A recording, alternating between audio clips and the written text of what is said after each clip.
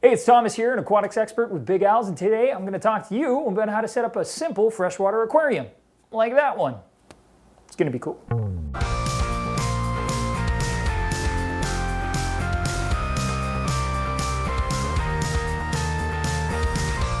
All right, so first things first, you're going to want to put the stand in place. Just take a step back. Can you picture your aquarium there? Yes? All right, we found our spot. Now just grab a level and make sure that the stand is sitting level both side to side and front to back. It's really important because an unlevel aquarium has the potential of cracking. We're going to need a few things to set up this freshwater aquarium properly. Luckily, I'm using an aquarium kit that comes with them, but just in case you don't use that, I'll tell you what they are. You're going to need a filter to take care of your filtration. You're also going to want a heater to keep the temperature stable for those tropical fish. You're going to want an aquarium light so you can enjoy them even with the room lighting nice and dim. You're going to also require an aquarium hood to go along with the tank. And you're probably going to want a fish net and a thermometer, which luckily enough come together in this package with the instructions.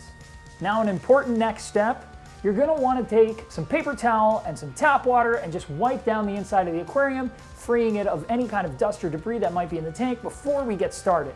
Next step, personally, I like to put the hood on the aquarium and make sure that fits on nice and snug. This particular LED aquarium hood has a pair of clips that need to go onto the hood itself first.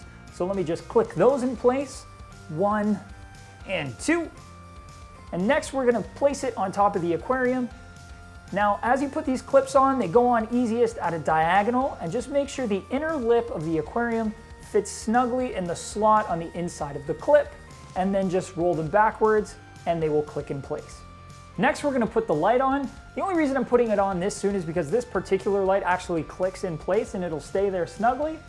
If you have any other kind of lighting that's separate of the hood and will not click in place, you should leave it off because we're going to be opening and closing the hood for a while.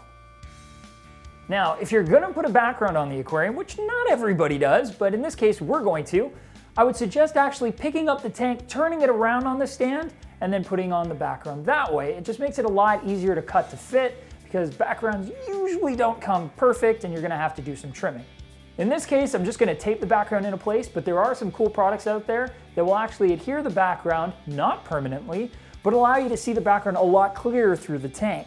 So if you want one of those, you can check one of them out right here. Now that the background's in place, we're just going to pick the aquarium back up and turn it back around the proper way and set it back on the stand. Voila. So before we put water in the tank, I like to get the decorations in there. That way I'm working without getting wet while I move everything around and make it look really cool. It's a lot easier to do it that way, so that's just how I like to set things up. Gravel goes in first. We're going to be using it as a base and everything kind of gets pushed into it. You're going to want to spread it around so it's more or less even, but don't go too crazy getting all neat with it because we're going to be sticking stuff in it and moving it around in a second anyways. Next up, the awesome little pirate ship I got here. I'm going to stick it a little bit off to the right-hand side just to keep the tank looking nice and balanced. Now we're going to put the plants in. I like to smush them right down into the gravel and make sure the gravel covers their bases. Not only does this help keep the plants in place, but I also don't really like to look at the base of the plants. I just want to see the nice foliage sticking out the top. If you need any tips on how to decorate your tank using plastic plants, you can check out this video here. It's pretty awesome. You won't regret it. Okay, although it's not a necessity, I still think air pumps are pretty cool on aquariums, especially for the bubble effect inside of the tank. So I've decided, even though I don't really need one, because I have a power filter that's doing plenty of aeration for me, I'm going to put that air stone in there anyways. And now would be the time to do it, because I don't like to stick my hands in the tank up to my elbows and get soaking wet unless I absolutely have to.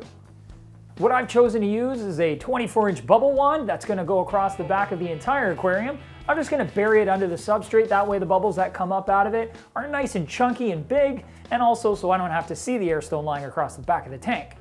Now that we're done with the decoration and the aeration, it's time to move on to filtration.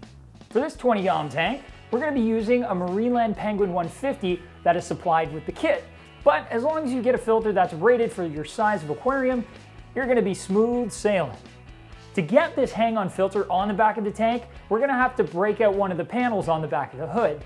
Most hoods are going to have these kinds of panels so that you're able to fit your filter on the back of the tank. However, they don't always break out the same way. Sometimes you need to use a pair of scissors, but with this one, it just takes a little bit of elbow grease and it comes right out of place.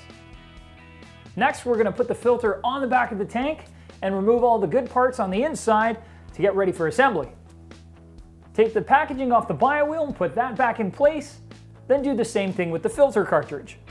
Next up, we're going to install the mid-level strainer, extension pipe, and then the screen guard for the bottom of the intake tube. The filter's now ready to go, so we're going to move on to the heater.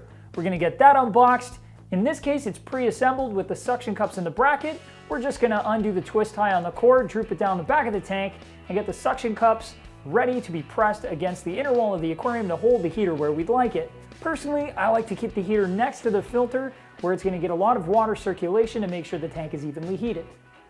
Next up, we are going to set up the air pump. Now you don't really need an air pump if you've already got a power filter, but it never hurts, and to be honest, they look really cool. So I'm going to get this guy all set up, take him out of his packaging. Here's the inlet where we're going to stick the tubing from the aquarium. Get it on there all the way.